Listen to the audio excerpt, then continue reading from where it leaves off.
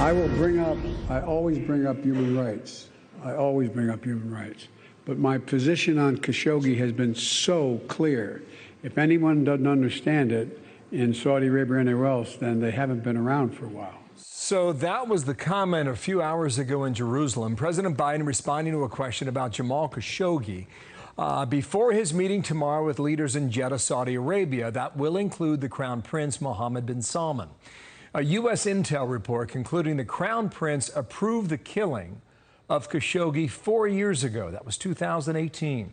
His widow recently sending an open letter to the president saying, quote, "I am here today before President Biden departs to Saudi Arabia to thank him and express what Jamal wanted most in this world. The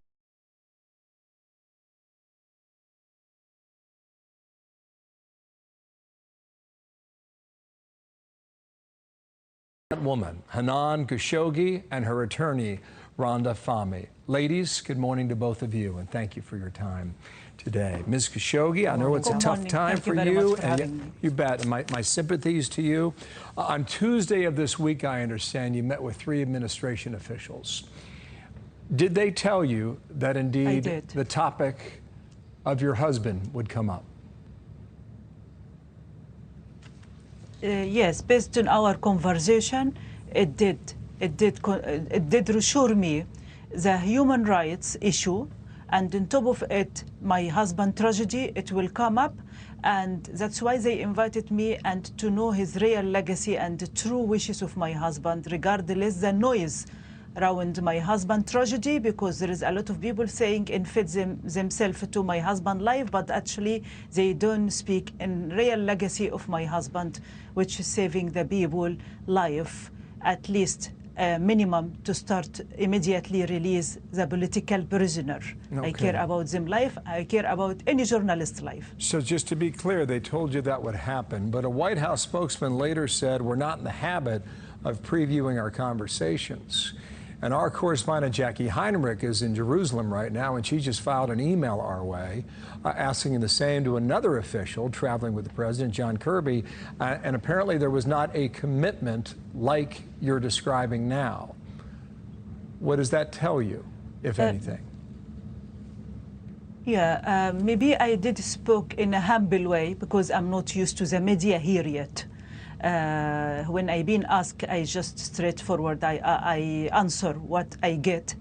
And I'm sure and I confirm, based on our conversation, I got this feeling it will take up my husband tragedy and a human rights issue with the Saudi authority. Mm-hmm. If you could be there, what would you tell MBS? I will tell him, you will regret if you know the truth about Jamal. And anyone involved in his crime, they will regret. They don't read. They didn't come close to Jamal's idea. Jamal did not seek asylum, political asylum in any Western country, and he could do. And that's telling you a lot. He didn't want to have a problem with his country until last minute of his life. He stand for his vision, democratic freedom, justice, equal right, but in the same time, he doesn't want to disparage the relation between himself and his country, including the royal family.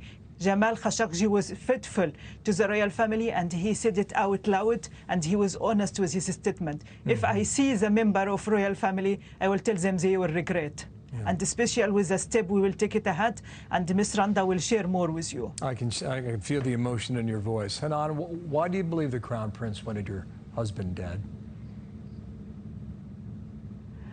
I'm sorry, can you repeat it again? Why do you believe the Crown Prince wanted your husband dead? Till now, I didn't meet the lady. She writes the UA report, United Nations report, Miss Dr. Agnes Kalimar. Till now, I did not retrieve the all information, either from Turkish authority or from American intelligence or Saudi side as well. I need to collect all of this evidence, and then I will answer your question. I cannot rely in a journalist report here and there to take my further action. I'm representing my husband. I still carry his name. Okay, I understand the answer there. Will you be in contact with the same White House officials personally after this trip in Saudi Arabia? I think they did give me assuring. They collect a lot of information for me. Even they know my state. I'm seeking, when I flee to America, I'm seeking asylum here in America. And they have a lot of information about me. They did retrieve some information from me, which show me they care, they consider, and they sympathize, and they helpful with me. Okay. Rhonda, I am fascinated by my discussion with Hanan. What are we missing from this story before we conclude here today?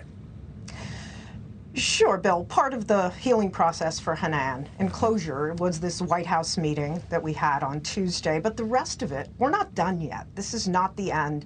If President Biden goes to Saudi Arabia and shakes MBS's hand or even meets with him, we're not done. This is only the beginning. As her attorney, we intend to hold all parties accountable, responsible for the murder of her husband, including 2 governments and the NSO group who manufactured the spyware Pegasus. So we have evidence of all of this. We need to put it together. We're assembling our legal team, but we also need Jamal's devices back from the government of Turkey. When he was murdered, the government of Turkey took his cell phones and his laptops. We're certain there's NSO spyware on those devices.